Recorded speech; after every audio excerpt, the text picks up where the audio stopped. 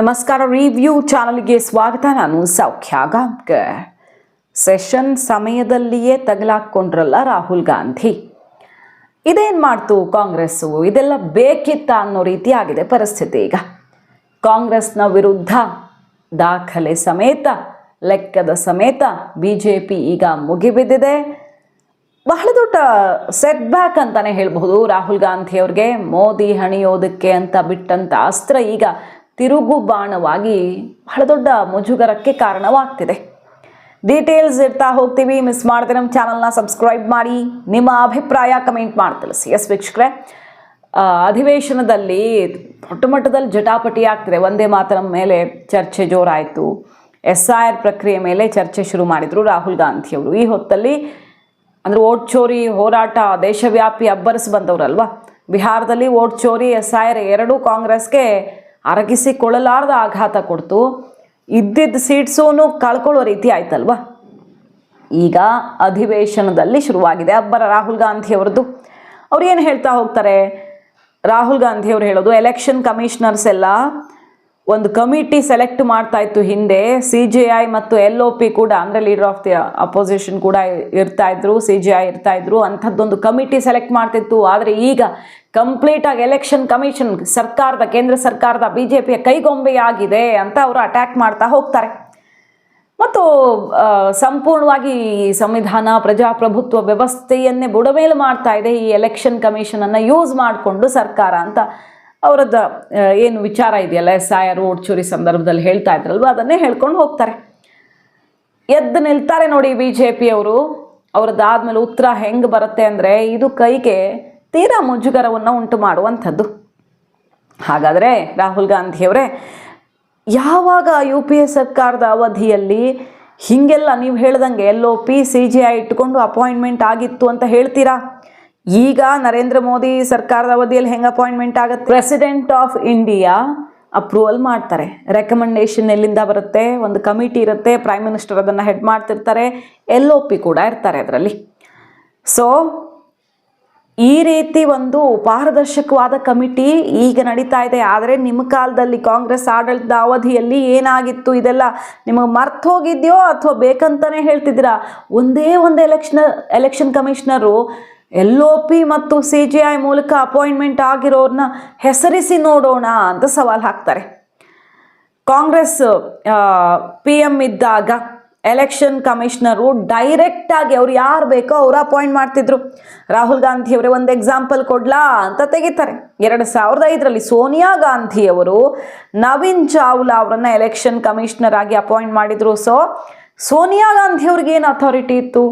Election ಕಮಿಷನರ್ನ appoint ಮಾಡೋದಕ್ಕೆ ಡೈರೆಕ್ಟಾಗಿ ಅವಕಾಶ ಇತ್ತು ಕಾಂಗ್ರೆಸ್ ಅವಧಿಯಲ್ಲಿ. ಅದು ಕೂಡ ಸೋನಿಯಾ ಗಾಂಧಿ ಅವರು ಏಕಾಏಕಿ ಬರೋದು, ಆಯ್ಕೆ ಮಾಡೋದು. ಯಾವ ರೀತಿ ಇತ್ತು ದೇಶದಲ್ಲಿ ಪರಿಸ್ಥಿತಿ? ಇದೆಲ್ಲ ಮರ್ತು ಹೋಗಿದೆಯಾ ನಿಮಗೆ? ಈಗೇನಾಗ್ತಿದೆ ಅವಾಗೇನಾಗ್ತಿತ್ತು ಮರ್ತು ಹೋಗಿದೆಯಾ ನಿಮಗೆ ಅಂತ ಕೌಂಟರ್ ಅಟ್ಯಾಕ್ ಬಹಳ ದೊಡ್ಡ ಮಟ್ಟದಲ್ಲಿ ಮುಗಿಬಿದ್ದಿದೆ BJP. 2012ರಲ್ಲಿ new chief election commissioner was to be appointed to overlook Lok Sabha 2014. LK Advaniji suggest ಮಾಡಿದ್ರು ಒಂದು ಕೊಲಿಜಿಯಂ ಮಾಡಿ, ಕಮಿಟಿ ಮಾಡಿ ಏನು CECಯನ್ನು ಸೆಲೆಕ್ಟ್ ಮಾಡೋದಕ್ಕೆ ಅಂತ. ಆದರೆ ಅದನ್ನು ಕಂಪ್ಲೀಟಾಗಿ ನೆಗ್ಲೆಕ್ಟ್ ಮಾಡ್ತು ಕಾಂಗ್ರೆಸ್ಸು. ಈ ರೀತಿಯ ಸಲಹೆಗೆ ಒಂದು ಬೆಲೆ ಕೂಡ ಕೊಡಲಿಲ್ಲ. ಅಡ್ವಾಣಿಜಿ ಕೊಟ್ಟಂತಹ ಸಲಹೆಗೆ ಒಂದು ಸಣ್ಣ ಗೌರವ ಕೂಡ ಇರಲಿಲ್ಲ ಅವತ್ತು. ಇದೆಲ್ಲ ನಿಮಗೆ ಮರ್ತೋಯ್ತಾ ಅಂತ ಅಟ್ಯಾಕ್ ಮಾಡಿರೋದು. ಇನ್ನು ಎಲೆಕ್ಷನ್ ಕಮಿಷನರ್ ಆಗಿದ್ದವರು ಏನೇನಾಗಿದ್ದಾರೆ ಕಾಂಗ್ರೆಸ್ ಅವಧಿಯಲ್ಲಿ ಅಂತ ನೆನಪಿಸ್ತಾ ಹೋಗ್ತಾರೆ. ಫಸ್ಟ್ CEC ಸುಕುಮಾರ್ ಸೇನ್ ಅವ್ರಿಗೆ ರಿವಾರ್ಡು, ಹಾಗೆ VS ರಮಾದೇವಿ ಹಿಮಾಚಲ್ ಪ್ರದೇಶದ ಗವರ್ನರ್ ಮಾಡಿದ್ರು. TN Seshan Congress ticket from Ahmedabad. MS Gill minister in central government. ಈ ರೀತಿ ಎಲೆಕ್ಷನ್ ಕಮಿಷನರ್ ಆಗಿರೋರು ಕಾಂಗ್ರೆಸ್ನಿಂದ ರಿವಾರ್ಡ್ಗಳನ್ನು ಪಡ್ಕೊಂಡಿದ್ರು. ಡೈರೆಕ್ಟ್ ಸೆಲೆಕ್ಷನ್ನು, ಅದು ಕೂಡ ಸೋನಿಯಾ ಗಾಂಧಿ ಅವರ ಮೂಲಕ ಡೈರೆಕ್ಟ್ ಸೆಲೆಕ್ಷನ್ನು. ಇದಕ್ಕಿಂತ ಒಂದು ದೇಶದಲ್ಲಿ ಪರಿಸ್ಥಿತಿ ಕೈ ಮೀರಿ ಹೋಗೋದಕ್ಕೆ, ಆಡಳಿತ ವ್ಯವಸ್ಥೆ ಹಳಿ ತಪ್ಪು ಹೋಗೋದಕ್ಕೆ ಸಾಧ್ಯ ಇದೆಯಾ? ಇದು ನೆನಪಿಟ್ಕೊಂಡು ಮಾತಾಡ್ತಿದ್ದೀರೋ ಅಥವಾ ನೆನಪಿಲ್ಲದೆ ಮಾತಾಡ್ತಿದ್ದೀರೋ ಅಂತ ಕೇಳ್ತಾ ಹೋಗ್ತಾರೆ. ಇನ್ನು Ashwini Kumar, security officer of Sonia Gandhi, was made CBI director. Security officer of Sonia Gandhi CBI director ಆಗಿದ್ರು, ಅದು ನೆನಪಿದೆಯಾ ನಿಮಗೆ ಅಂತ ಅಟ್ಯಾಕ್ ಮಾಡ್ತಾ ಹೋಗ್ತಾರೆ. ಯಾವ ರೀತಿ ಒಂದು ಫ್ಯಾಮಿಲಿ ಇಡೀ ಸರ್ಕಾರವನ್ನು ಜೇಬಲ್ಲಿ ಇಟ್ಟುಕೊಂಡಿತ್ತು ಅನ್ನೋದನ್ನು ನೆನಪು ಮಾಡ್ಕೊಂಡು ಆಮೇಲೆ ಮಾತಾಡಿ ರಾಹುಲ್ ಗಾಂಧಿಯವರೇ ಅಂತ ಎಲ್ಲ ಬಂಡವಾಳವನ್ನು ತೆರೆದು ದೇಶದ ಮುಂದೆ ಇಟ್ಟು ರಾಹುಲ್ ಗಾಂಧಿಯವರ ವಿರುದ್ಧ ಮುಗಿಬಿದ್ದಿರೋದು. ಸೊ CGI LOP ಇಂದ ನೀವು ಸೆಲೆಕ್ಷನ್ ಆಗ್ತಿತ್ತು ಅಂತಿದ್ದೀರಿ. ಈಗ ನಾವು ಮಾಡ್ತಿರೋ ಪಾರದರ್ಶಕ ಪ್ರಕ್ರಿಯೆಯನ್ನು ನೀವು ಪ್ರಶ್ನೆ ಮಾಡ್ತಿದ್ದೀರಿ. ನಿಮಗೂ ಅವಕಾಶ ಇದೆ ಈಗ ಎಲೆಕ್ಷನ್ ಕಮಿಷನರ್ ಸೆಲೆಕ್ಷನ್ನಲ್ಲಿ, ಅಂದರೆ LOPಗೆ. ಬಟ್ ಈ ವ್ಯವಸ್ಥೆಯನ್ನು ನೀವು ಪ್ರಶ್ನೆ ಮಾಡ್ತಿದ್ದೀರಿ. ಏನಾಗ್ತಿತ್ತು ನಿಮ್ಮ ಕಾಲದಲ್ಲಿ, ಏನು ನಡೀತಿತ್ತು ದೇಶದಲ್ಲಿ ಅನ್ನೋದನ್ನು ದೇಶ ಅರಿತಿಲ್ಲ ಅಂದ್ಕೊಂಡ್ರ ಅಂತ ಗುಡುಗು ಸಿಡಿಲ್ನ ಅಬ್ಬರ ಆರ್ಭಟ ಕಲಾಪದಲ್ಲಿ ಪ್ರತಿಧ್ವನಿಸಿರೋದು. चुनाव आयोग की बात करते हैं. इस देश का पहला चुनाव कमिश्नर सुकुमार सेन, जब वो रिटायर होते हैं तो उसको सूडान का ये राज्यपाल बना देते हैं. VS रमा देवी जब रिटायर होती है उसको हिमाचल का गवर्नर बना देते हैं. TN शेषन जब रिटायर होते हैं तो उसको अहमदाबाद में भारतीय जनता पार्टी के खिलाफ कैंडिडेट बना देते हैं. और MS गिल जब रिटायर होते हैं तो वो इस केंद्र के मंत्री 10 साल तक किसी सदन में रहते हैं. किस चुनाव आयोग की बात करते हो? किस ईमानदारी की बात करते हो? किस पारदर्शिता की बात करते हो? कौन सी कांग्रेस की बात करते हो? CBI की बात कर रहे थे. अश्वनी कुमार जो सोनिया गांधी जी और राहुल गांधी का सिक्योरिटी अफसर था, वो CBI का डायरेक्टर बनाया जाता है. रंजीत सिन्हा जो कांग्रेस के अहमद पटेल के यहां रोज बैठता था और जिसकी डायरी पकड़ाई कि उसने कांग्रेस के कितने नेता कब कहां गए, उसको CBI का डायरेक्टर बना देता. Allows them to build this great nation is being attacked by these people. They're destroying it. You know they're destroying it. I know they're destroying it, and they know they're destroying it.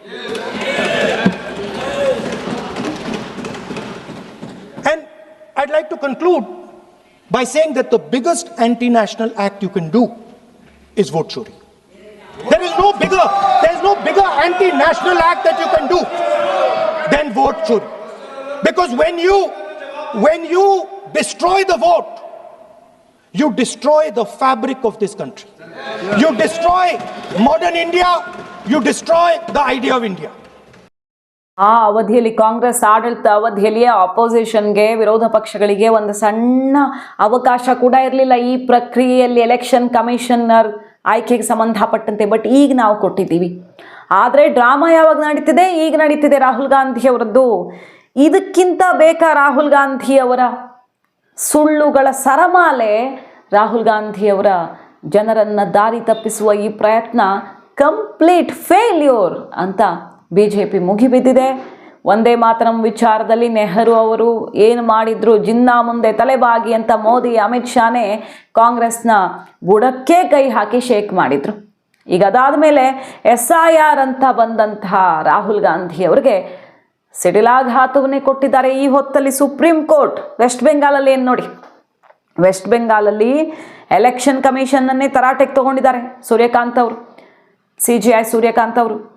ನೀವು ಈ ಪ್ರಕ್ರಿಯೆ ನಡೆಸುವಾಗ ಅಲ್ಲಿ ಲಾ and order problem ಆಗ್ತಿದೆ, ಮಧ್ಯಪ್ರವೇಶ ಮಾಡ್ತಿರೋ ಇಲ್ವೋ ಅಂದರೆ BJP ಕೂಡ ದೂರ್ತಾ ಇತ್ತು. ಇಲ್ಲಿ BLOಗಳನ್ನು ಹೆದರಿಸಲಾಗ್ತಿದೆ, ಪೊಲೀಸರು ಅವರು ಇವರನ್ನು TMC ಸರ್ಕಾರ ಮಿಸ್ಯೂಸ್ ಮಾಡಿಕೊಂಡು SIR ಪ್ರಕ್ರಿಯೆ ಹಳಿ ತಪ್ಪೋ ರೀತಿ ಮಾಡ್ತಿದೆ ಅಂತ. SIR ಮಾಡ್ತಿರೋದೇ ಅಕ್ರಮ ಬಯಲಿಗಿಳಿಯೋದಕ್ಕೆ, ಆ SIRಲ್ಲೇ ಅಕ್ರಮ ಮಾಡೋದಕ್ಕೆ ಕೆಲವು ಸಂಸ್ಥೆಗಳನ್ನೆಲ್ಲ ಯೂಸ್ ಮಾಡಿಕೊಂಡು TMC ನೋಡ್ತಿದೆ ಅನ್ನುವಂಥ ಆರೋಪ, ಆಡಿಟ್ ಆಗಬೇಕು ಇದು ಅನ್ನುವಂಥ ಆಕ್ರೋಶ ಎಲ್ಲ ಎದ್ದಿದೆ. ಈ ಹೊತ್ತಲ್ಲಿ ಸುಪ್ರೀಂ ಕೋರ್ಟ್ ಶಾಕ್ ಕೊಡ್ತಿದೆ. ಎಲೆಕ್ಷನ್ ಕಮಿಷನ್ ಬಹಳ ಸ್ಟ್ರಿಕ್ಟ್ ಆಗಿ ಮಾಡಬೇಕು. ವೆಸ್ಟ್ ಬೆಂಗಾಲಲ್ಲಿ ಲಾ ಆ್ಯಂಡ್ ಆರ್ಡರ್ ಪ್ರಾಬ್ಲಮ್ ಆಗದ ರೀತಿಯಲ್ಲಿ ಸೆಂಟ್ರಲ್ ಫೋರ್ಸನ್ನಾದರೂ ತಗೊಂಡು, ಕೇಂದ್ರ ಪಡೆಗಳನ್ನಾದರೂ ನೇಮಕ ಮಾಡಿಕೊಂಡು ಅಲ್ಲಿ ಮಾಡೋದಕ್ಕೆ ಈಗ ಸುಪ್ರೀಂ ಕೋರ್ಟ್ ಅನುವು ಮಾಡಿಕೊಡ್ತಾ ಇದೆ.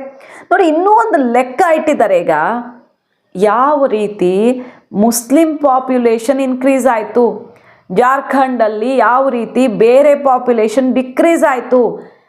ಈ ಕಾಂಗ್ರೆಸ್ಸು SIR ಅಥವಾ ಈ ರೀತಿಯ ಏನು ತಿದ್ದುಪಡಿ ವೋಟರ್ ಲಿಸ್ಟ್ ಪರಿಷ್ಕರಣೆಯ ಮೂಲಕವೇ ಎಲೆಕ್ಷನ್ ಹೆಂಗೆ ಗೆಲ್ತಿತ್ತು, ಆದರೆ ಇವತ್ತು ಅದೇ SIR ಪ್ರಕ್ರಿಯೆಗೆ ಹೆಂಗೆ ಬಾಯಿ ಬಡ್ಕೊಳ್ತಿದೆ ನೋಡಿ ಅಂತ ಲೆಕ್ಕ ಇಟ್ಟಿದ್ದಾರೆ BJP ಅವರು. ನಿಶಿಕಾಂತ್ ದುಬೆ ಲೋಕಸಭೆಯಲ್ಲಿ ಒಂದು ಲೆಕ್ಕ ಇಡ್ತಾರೆ. ಜಾರ್ಖಂಡ್ನ ಸಂಥಲ್ ಪರಗಣ ಆ ಪ್ರದೇಶದಲ್ಲಿ ಯಾವ ರೀತಿ ಸೆನ್ಸಸ್ ಡೇಟಾ ಅನ್ನೋದು ಸೊ ಎಷ್ಟು ದೊಡ್ಡ ಇಳಿಕೆ ಅಲ್ವಾ ಇದು. 45% ಇದ್ದ ಟ್ರೈಬಲ್ ಪಾಪ್ಯುಲೇಷನ್ 28%ಗೆ ಬರುತ್ತೆ 2011ರಲ್ಲಿ. ಆದರೆ 9% ಇದ್ದಂತಹ ಮುಸ್ಲಿಂ ಪಾಪ್ಯುಲೇಷನ್ನು 24%ಗೆ ಏರುತ್ತೆ. ವೆಸ್ಟ್ ಬೆಂಗಾಲ್ ಪಾಪ್ಯುಲೇಷನ್ ಫಿಗರ್ಸ್ ಕೂಡ ಕೊಡ್ತಾ ಇದ್ದಾರೆ ಅವರು.